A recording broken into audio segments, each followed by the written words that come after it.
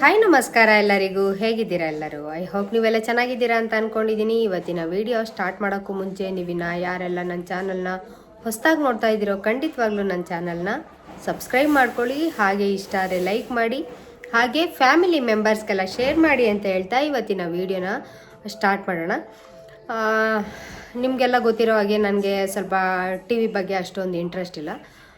ಹೇಳಬೇಕು ಅಂತಂದರೆ big boss ಅಂತೂ ನಾನು ನೋಡ್ತಾನೆ ಇರಲಿಲ್ಲ. ಇವಾಗ ನಿಮ್ಗಳಿಗೋಸ್ಕರ ನಾನು ಒಂದು ಇನ್ಫಾರ್ಮೇಷನ್ನು ಕೊಡಬೇಕು ಅಂತ ಅಂದ್ಕೊಂಡಿರೋ ಅಂಥದ್ದು, ಅದಕ್ಕೋಸ್ಕರನೇ ನಾನು ಕೂಡ ಬಿಗ್ ಬಾಸ್ನ ಅಷ್ಟು ಡೀಟೇಲ್ಸಾಗಿ ನೋಡ್ತಾ ಇರ್ತೀನಿ. ಗೊತ್ತಿರ್ಬೋದು ನಿಮಗೆ ಯಾರ್ಯಾರೆಲ್ಲ ಹೆಂಗೆಲ್ಲ ಮಾಡ್ತಾಯಿದ್ದಾರೆ, ಅವ್ರವ್ರದ್ದೇ ಆದಂಥ ಒಂದು ಇದನ್ನು ತೋರಿಸ್ತಾ ಇದ್ದಾರೆ, ಅಹಂನ ತೋರಿಸ್ತಾ ಇದ್ದಾರೆ.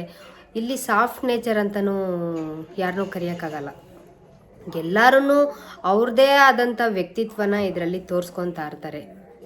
ನಮಗೆ ಗೊತ್ತಿರಲ್ಲ, ನಾವು ಸ್ಕ್ರೀನ್ ಮೇಲೆ ನೋಡೋ ಅಂಥ ವ್ಯಕ್ತಿಗಳು ಬೇರೆ ಇರ್ತಾರೆ, ಹಾಗೆ ಸ್ಕ್ರೀನ್ ಹಿಂದೆ ನೋಡೋ ಅಂಥ ವ್ಯಕ್ತಿಗಳು ತುಂಬಾ ಅಜಗಜಾಂತರ ವ್ಯತ್ಯಾಸ ಇರುತ್ತೆ.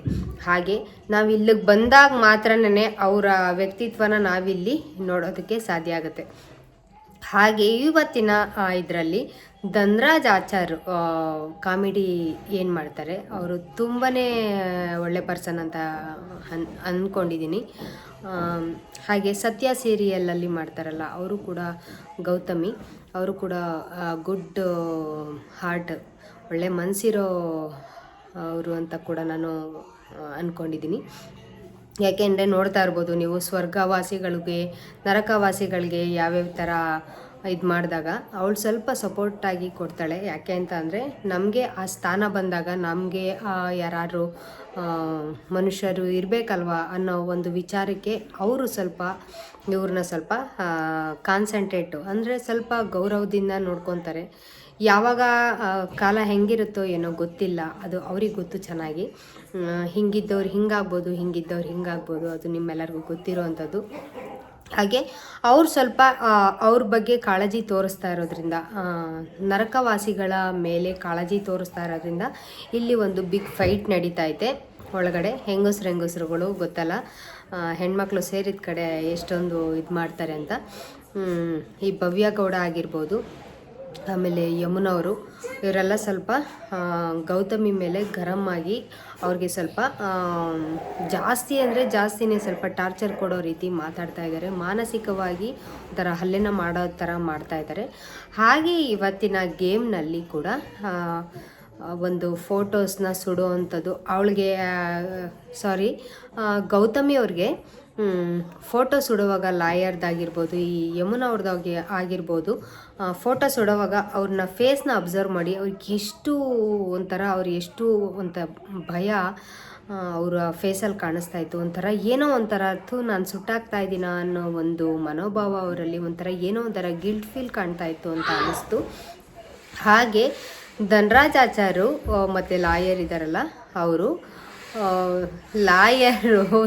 ಲಾಯರ್ ತನನ ಬಿಟ್ಬಿಟ್ಟು ಇಲ್ಲಿ ಅವರು ಕೂಡ ಒಳ್ಳೆ ಕಮಿಡಿಯನ್ ಥರನೇ ಆಗ್ಬಿಟ್ಟಿದ್ದಾರೆ. ಅವರು ಕೂಡ ಇದರಲ್ಲಿ ಧನ್ರಾಜ್ ಆಚಾರ್ಗೂ ಇವ್ರಿಗೂ ಫೈಟಿಂಗ್ ಬಿದ್ದಾಗ ಧನ್ರಾಜ್ ಆಚಾರು ಇವತ್ತು ಅವ್ರನ್ನ ಛೇಡಿಸ್ತಾ ಇರ್ತಾರೆ. ಹಿಂಗ ಅಂತ ಛೇಡಿಸ್ತಾ ಇರ್ತಾರೆ. ಆ ಛೇಡ್ಸೋವಾಗ ಕೂಡ ಅವ್ರಿಗೆ ಕೋಪ ಬಿಟ್ಟೋಗ್ಬಿಟ್ಟು ಅವರು ತುಂಬಾ ನಗಾಡ್ತಾ ಇರ್ತಾರೆ. ಈ ವಿಚಾರ ಇದನ್ನು ನೋಡೋದಕ್ಕೆ ಇವತ್ತು ತುಂಬಾ ಖುಷಿ ಆಗುತ್ತೆ. ನೋಡಿ ಇವತ್ತು ಎಪಿಸೋಡ್ನ ಮಿಸ್ ಮಾಡ್ಕೊಬೇಡಿ. ಯಾಕೆ ಅಂತಂದರೆ ಧನ್ರಾಜ್ ಆಚಾರ್ ಇರೋ ಕಡೆ ಕಾಮಿಡಿ ಇದ್ದೇ ಇರುತ್ತೆ. ಯಾಕೆಂದರೆ ನಾನು ಅವ್ರನ್ನ ಇದನ್ನು ಮಾಡಿಕೊಂಡು, ನಾನು ಬೇರೆ ಅಕೌಂಟಲ್ಲಿ ನಾನು ಅವ್ರನ್ನ ಫಾಲೋ ಮಾಡಿಕೊಂಡು ನಾನು ಅವರ ವೀಡಿಯೋಸ್ಗಳನ್ನೆಲ್ಲ ನಾನು ಆಲ್ಮೋಸ್ಟು ನೋಡಿದ್ದೀನಿ. ಅವ್ರದ್ದು ಗಂಡ ಹೆಂಡತಿದಾಗಿರ್ಬೋದು, ಅಕ್ಕ ತಂಗಿದಿರ್ದಾಗಿರ್ಬೋದು, ಫ್ಯಾಮಿಲಿದಾಗಿರ್ಬೋದು, ತುಂಬ ವೀಡಿಯೋಸು ನಾನು ತುಂಬಾ ಅವರು ಇದಕ್ಕೆ ಒಂದು ಫಿದಾ ಆಗ್ಬಿಟ್ಟಿದ್ದೀನಿ. ಅಷ್ಟು ಚೆನ್ನಾಗಿ ಮಾಡೋವಂಥ ಕಾಮಿಡಿಯನ್ನು ಅವರು. ಇವತ್ತು ಲಾಯರ್ಗೂ ಮತ್ತು ಧನ್ರಾಜ್ ಆಚಾರ್ಗೂ ತುಂಬ ಕಾಮಿಡಿಯಾಗಿ ಜಗಳ ಆಗುತ್ತೆ. ಇದನ್ನು ಯಾರು ಮಿಸ್ ಮಾಡಿಕೊಂಡ್ರೆ ಮೂರ್ಖರು ಅಂತ ಹೇಳ್ತಾ ಬನ್ನಿ ಇವತ್ತಿನ ವಿಡಿಯೋನ ಇಲ್ಲಿಗೆ ಸ್ಟಾಪ್ ಮಾಡ್ತಾ ಇದ್ದೀನಿ. ಹಾಗೆ ಇಷ್ಟ ಆದರೆ ಲೈಕ್ ಮಾಡಿ, ಹಾಗೆ ಶೇರ್ ಮಾಡಿ ಅಂತ ಹೇಳ್ತಾ, ಸಬ್ಸ್ಕ್ರೈಬ್ ಮಾಡ್ಕೊಂಡಿಲ್ಲ ಅಂತ ಅಂದರೆ ಖಂಡಿತವಾಗ್ಲೂ ನನ್ನ ಚಾನಲ್ನ ಸಬ್ಸ್ಕ್ರೈಬ್ ಮಾಡ್ಕೊಳ್ಳಿ. ಹಾಗೆ ಯೂಸ್ಫುಲ್ ವೀಡಿಯೋಗಳು ಸಿಗುತ್ತೆ ಅಂತ ಹೇಳ್ತಾ ಮುಂದಿನ ಹೊಸ ವೀಡಿಯೋದೊಂದಿಗೆ ಸಿಗ್ತೀನಿ. ಅಲ್ಲಿವರೆಗೂ ನಿಮಗೆಲ್ಲ ಟೇಕ್ ಕೇರ್, ಬಾಯ್.